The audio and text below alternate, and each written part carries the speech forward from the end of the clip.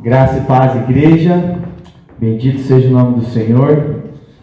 O mesmo Deus que deu é o mesmo que tomou. Mas ainda assim diremos: bendito o nome do Senhor. Amém? Deus, Ele é Deus, independente das circunstâncias. Queria que nós olhássemos hoje para um texto que eu particularmente gosto muito. Está no livro de Lamentações. Mas antes eu gostaria de refletir. Onde você tem colocado a sua esperança? Ou melhor, o que é esperança? Qual é a nossa visão? O que é esperança? Como toda boa pergunta, nós encontramos a resposta no oráculo pós-moderno, o Google. E fazendo uma pesquisinha rápida sobre esperança no Google, encontrei a seguinte definição: esperança é uma crença emocional na possibilidade de resultados positivos relacionados com eventos e circunstâncias da vida pessoal. A esperança requer uma certa perseverança. Acreditar que algo é possível, mesmo quando há indicações do contrário. É um sentimento de quem vê como possível a realização daquilo que deseja. Uma confiança, uma fé em algo bom. A esperança a gente tem até aquele ditado que fala que a esperança é a última que morre. Nós temos a esperança de que um dia tudo vai melhorar, a esperança de que agora vai. Dependendo de cada situação da nossa vida, nós vamos ter uma certa esperança diferente. E sempre relacionado a algo bom. Agora, diante de tempos de crise, diante de tempos de guerra, como estamos em guerra, mesmo que não contra um inimigo que possamos ver, mais um vírus, mas estamos sim em guerra. Em tempos de guerra, em tempos de crise, aonde você tem depositado a sua esperança? Talvez você coloque a sua esperança em pessoas. Talvez você coloque a sua esperança em relacionamentos. Talvez você coloque a sua esperança no governo ou nos nossos governantes, seja o governador, deputado, senador, o nosso presidente. Talvez a sua esperança esteja nos seus recursos, Você consegue, nesse momento de quarentena, estar tranquilo quanto a isso. Talvez a sua esperança esteja no seu dinheiro. Onde você tem colocado a sua esperança? Em quem você tem colocado a sua esperança nesse momento de crise? Lembre-se que a esperança em objetos transitórios, ela pode resultar apenas em frustração. Pensando nisso, eu queria que a gente abrisse o texto de hoje, Lamentações, capítulo 3, versículos de 21 até o versículo 27. Lamentações de Jeremias, um livro curto, um livro pequeno, escrito pelo profeta Jeremias, capítulo 3, versículos de 21 até o versículo 24. Diz assim: quero trazer à memória o que me pode dar esperança. As misericórdias do Senhor são a causa de não sermos consumidos, porque as suas misericórdias não têm fim. Renovam-se a cada manhã. Grande é a tua fidelidade. A minha porção é o Senhor, diz a minha alma. Portanto, esperarei nele. Vamos orar? Deus, te louvamos, Pai, porque o Senhor é soberano. Te louvamos porque o Senhor é a razão da nossa esperança. Neste momento, Pai, eu quero te pedir Que o Teu Espírito Santo quebrante os nossos corações. Que a gente esteja aberto e receptivo à Tua palavra. E que o Teu Espírito Santo ilumine o nosso entendimento. De modo que a gente saia desse momento, desse culto, mesmo que online, diferente de como a gente entrou. E transformados pela Sua palavra. Em nome de Jesus. Amém.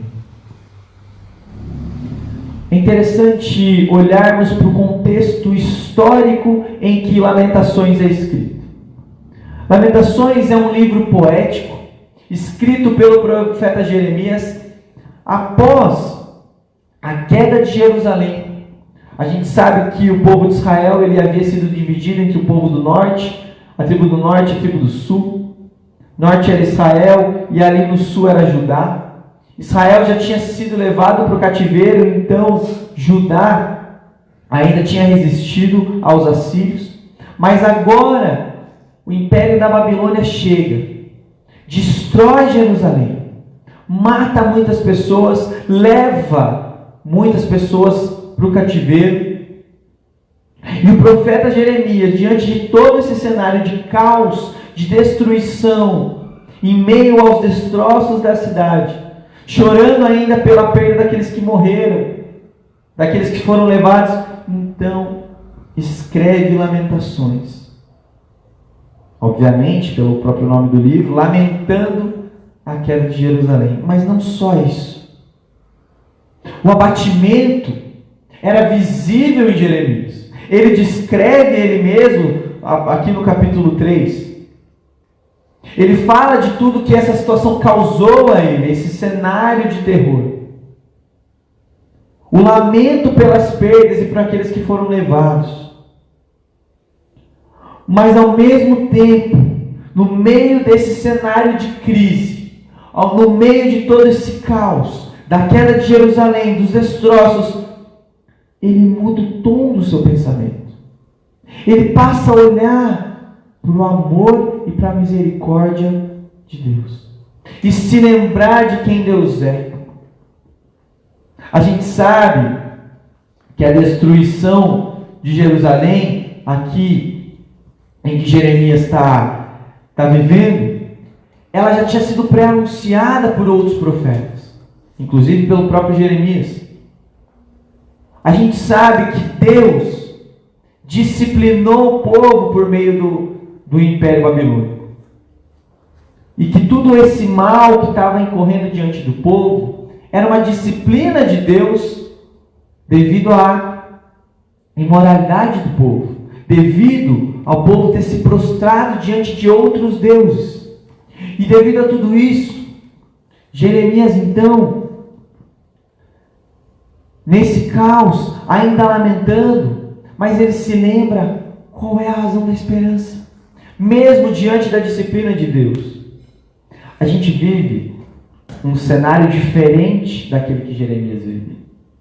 Também é um cenário de crise, também estamos em guerra, mas um momento da história contra um adversário totalmente diferente. Os nossos problemas são diferentes. Não podemos afirmar que Deus está usando o coronavírus como uma disciplina divina com a humanidade. Pode ser que sim, não sabemos. Mas o que certamente sabemos é que assim como Deus estava no controle daquela situação, Ele está no controle da nossa situação. Não podemos dizer que Deus está fazendo isso para disciplinar o mundo todo, mas podemos afirmar que o coronavírus e toda essa crise em volta faz parte do plano de Deus para a nossa vida. E que precisamos aprender com Ele. Mas vamos olhar para o texto, versículo 21. Quero trazer à memória o que me pode dar esperança. Jeremias olha para tudo que estava acontecendo, para tudo que estava ao seu redor, e para tudo que Deus já havia feito e anunciado, toda essa disciplina que Deus já tinha feito, cumprido a sua palavra.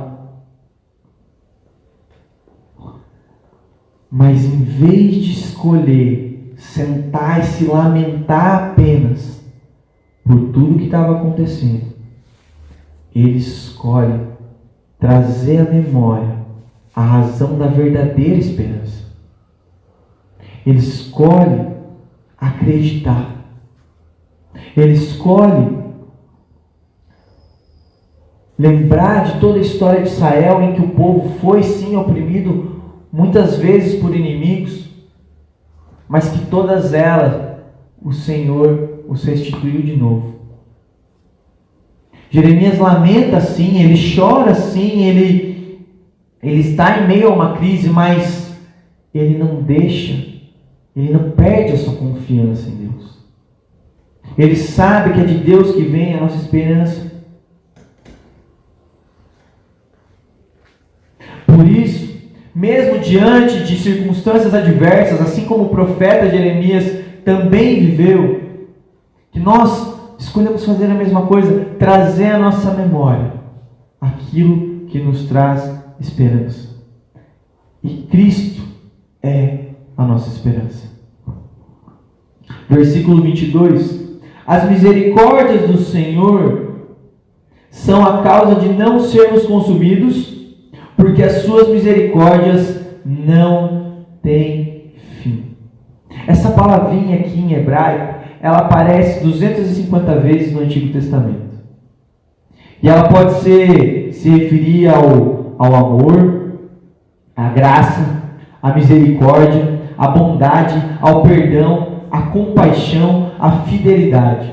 Tanto é que a NVI vai traduzir essa palavra aqui como o grande amor do Senhor. Ou seja, o texto está dizendo que nós não somos consumidos todos os dias, graças ao grande amor do Senhor que nos serve. Mesmo que a gente não esteja vendo, mesmo que a gente esteja em meio a adversidades. Eu não estou com isso, meus irmãos, diminuindo o seu sofrimento ou o que esteja te afligindo nesse momento, de modo nenhum. Eu imagino que temos pessoas aqui realmente aflitas em relação ao futuro. Não só com a questão de saúde, temos muitos irmãos dentro dos grupos de risco e que têm que tomar todos os cuidados. Mas também temos irmãos que têm seus pequenos negócios e que estão sendo afetados economicamente, estão tendo dificuldades financeiras. Sabemos que esse é um momento de crise, é um momento de incerteza, de instabilidade.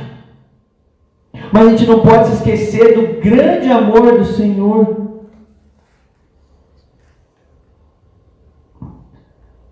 Eu tenho certeza que nesse momento você tem muitas razões para lamentar.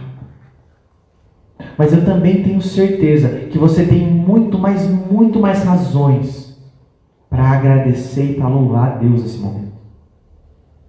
Até porque não importa qual seja a situação que você esteja vivendo, que nós estamos vivendo, nós temos condições de estar em quarentena nesse tempo. Condições de você abrir sua geladeira agora e ter alimento lá. Abrir a sua despensa e ter alimento. Você não está preocupado com a sua próxima refeição. Como temos muitas pessoas no nosso país que estão passando fome já. Você tem o recurso da internet que pode estar te permitindo trabalhar, estudar, em regime de home office, ou então até a modos de entretenimento nesse tempo que você está preso em casa, vendo filmes e séries. Você tem o recurso da tecnologia para isso. Muitas pessoas não têm acesso a isso. Você já parou para pensar de que a quarentena para você não é o mesmo que para pessoas menos favorecidas? Você já agradeceu a Deus por isso? Já louvou a Deus porque você é um privilegiado nesse tempo? Que mesmo com dificuldades, e mesmo com preocupações e aflições, você pode estar em casa com a sua família. Você tem o alimento necessário. Você tem o acesso à internet, pode acompanhar o nosso culto online. Você já agradeceu a Deus por isso? Já observou o quanto esse tempo, um tempo de oportunidade para a gente crescer? Em meio a tudo isso, Deus não deixou de ser Deus. O mesmo Deus que é Deus em tempos de paz, é Deus em tempos de guerra. O mesmo Deus que é Deus em tempos de abundância, é Deus em tempos de escassez. Que a gente se lembre disso e traga isso à nossa memória, porque é isso que deve nos dar esperança. Nos trazer essa esperança é lembrar que as misericórdias do Senhor, elas duram para sempre. E que nós não somos consumidos por ela, graças à misericórdia de Deus, a esse grande amor. Versículo 23, renovam-se a cada manhã, grande é a tua fidelidade. Descanse na misericórdia de Deus. Descanse no agir de Deus nesse tempo. Eu não estou dizendo com isso que você não deve se preocupar, eu não estou dizendo com isso que você não deve pensar e planejar o seu futuro após tudo isso passar. Não estou dizendo isso. Mas ore. Entregue diante de Deus. Confia nele. Coloque a sua esperança no Senhor. Se alimente da palavra de Deus esse tempo. Para de ficar vendo só notícia de coisa ruim e enchendo a sua cabeça com isso. Para de ficar vendo só besteiras e filmes e séries. Tudo isso não tem nada de errado. Mas não faça só isso. Se alimente da palavra de Deus esse tempo. Lembre-se das promessas do Senhor. Descansa nele. Ore. Tire tempo. Nós vivemos a nossa vida dizendo que não temos tempo para as coisas de Deus. Mas agora temos. Quantas horas por dia você tem passado orando ou lendo a Bíblia nesse tempo? Lembre-se que a misericórdia de Deus se renova a cada manhã.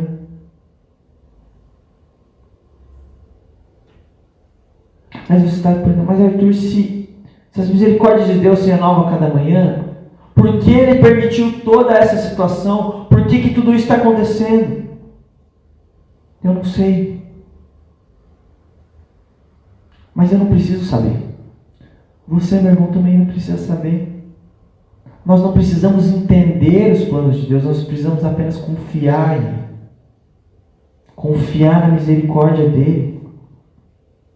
Sabendo que Deus, Ele é bom, Ele é soberano e Ele é sábio. Assim como você sabe o que é melhor para o seu filho, melhor do que seu filho, Deus sabe o que é melhor para nós, melhor do que nós mesmos. Então descansa.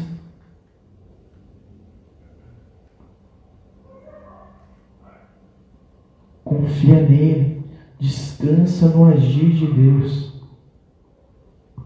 Versículo 24. A minha porção é o Senhor. Diz a minha alma. Portanto, esperarei nele. A nossa herança é o Senhor. Confia no Senhor. Por mais que a nossa vista a gente não veja, confia nele. Confia que Ele é a herança, que Ele é a nossa esperança, e que nele não existe variação ou sombra de mudança, como fala em Tiago 1, versículo 17. Nós podemos colocar nossa esperança em tantas outras coisas que mudam e que são transitórias, mas lembre-se, Deus não muda. E se nós colocamos a nossa esperança em coisas transitórias, certamente iremos nos frustrar. Certamente nós iremos nos decepcionar e ficaremos mais aflitos.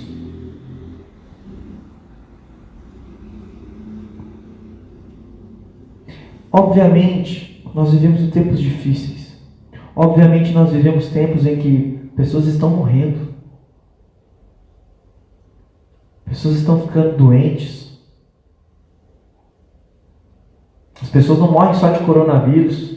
Quanto mais pessoas estão ficando doentes e necessitando de leitos de hospitais, outras pessoas morrem de outras doenças também. Então tudo isso é uma situação muito delicada, é muito difícil. Vivemos um tempo muito difícil. Mas não é o fim do mundo. Esse vírus veio e vai embora, assim como outros vieram. 100 anos atrás, os nossos avós nossos bisavós, eles estavam lutando contra a gripe espanhola, que também foi um vírus que devastou muitas pessoas. Eles tinham muito menos recursos que nós. Alguns séculos atrás, teve a peste negra que dizimou 1/3 da população da Europa. Doenças, vírus, eles vêm e vão. Crises financeiras vêm e vão. Mas o Senhor permanece. Esse tempo vai passar. Isso não é permanente. Mas sabe o que o coronavírus é? Uma grande oportunidade. Uma grande oportunidade de crescimento. Eu tenho certeza que se você parar agora, você consegue nomear pelo menos 10 razões para agradecer a Deus pelo coronavírus. Se você parar para pensar, você está tendo mais tempo para estar com a sua família. Você está sendo mais grato por pequenas coisas que você não tem mais. Pela simples verdade de poder sair de casa, de poder visitar um amigo, poder dar um abraço num parente ou num amigo, de poder cumprimentar as pessoas. Tenho certeza. Apesar de todo o sofrimento, toda a angústia que isso está causando, eu tenho certeza que é uma grande oportunidade de aprendizado para todos nós. Aprender a valorizar as pequenas coisas. Aprender a ser grato a Deus por aquilo que Ele já nos deu. Aprender o quanto somos privilegiados de não precisar se preocupar a cada refeição se a gente vai ter o que comer.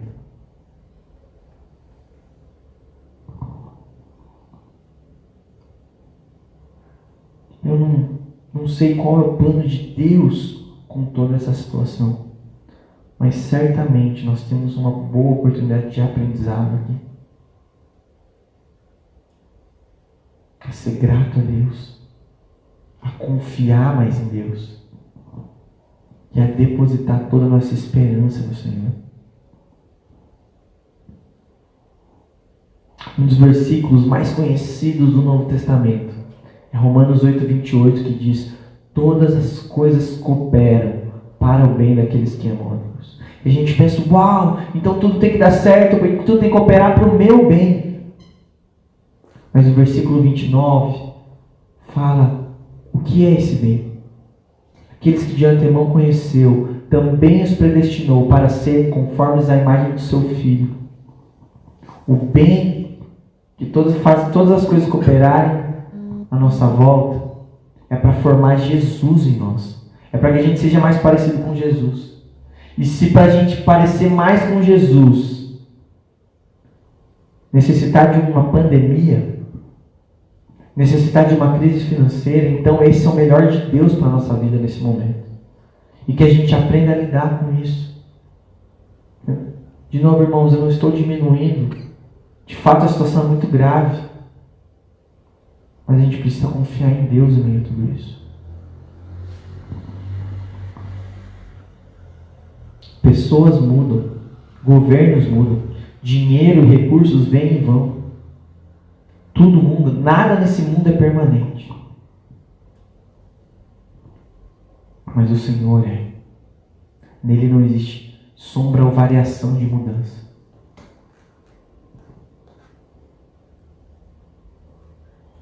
Por isso, de novo eu repito a pergunta: onde você tem colocado a sua esperança? Onde você tem depositado essa esperança? Será que você tem colocado ela em Deus? Será que você tem feito como o profeta que estava vivendo uma situação até pior do que a nossa? Num cenário de caos e destruição, de morte, de pessoas passando fome, de pessoas sendo levadas como escravas. Ele fala: quero trazer à memória o que me pode dar esperança. As misericórdias do Senhor são a causa de não sermos consumidos, porque elas se renovam a cada manhã. Será que você, no seu dia a dia, nesse momento de crise, nesse momento em que nós estamos confinados, nesse momento em que temos muitas incertezas em relação à saúde, em relação a finanças, você tem confiado em Deus? Você tem trazido à sua memória aquilo que te dá esperança? É o Senhor que tem te dado esperança? Ou é o que o governo fala? Ou é quanto de dinheiro você tem na sua conta? E você já está fazendo os cálculos. Nossa, com quanto eu tenho aqui, eu consigo superar mais um mês, mais 2 meses. Onde você tem colocado a sua esperança? Nesse tempo você tem parado, buscado mais a Deus, orado mais, lido mais a palavra? Nesse tempo você tem sido grato a Deus por aquilo que você já tem? Ou você tem lamentado, reclamado de toda essa situação? Lembre-se, tudo isso, toda crise é uma grande oportunidade de aprendizado. Que a gente se lembre disso. Que a gente traga à memória aquilo que nos dá esperança. E nada, absolutamente nada, pode nos dar mais esperança do que as misericórdias do Senhor, que se renovam a cada manhã. Vamos orar? Senhor, eu te louvo, Pai. Eu te louvo, Pai, pelo seu grande amor, que é a causa de não sermos consumidos. Pai, eu louvo a Deus, porque o Senhor é Deus em tempos de paz, mas em tempos de guerra, em tempos de conflitos como temos hoje, em tempos de aflições. Eu te louvo porque a gente pode verdadeiramente confiar no Senhor, sabendo que o Senhor é a razão da nossa esperança. E que a gente não coloque essa esperança em outras coisas que não no Senhor. Eu louvo a Deus, porque somos cuidados por Ti, podemos descansar no Seu agir, Pai. Peço que não nos deixe o nosso coração apenas lamentar por tudo que tem acontecido, mas que a gente seja grato por tudo que Deus tem feito nas nossas vidas nesse momento. E que a gente seja grato também por essa oportunidade de valorizar as pequenas coisas. Em nome de Jesus. Amém.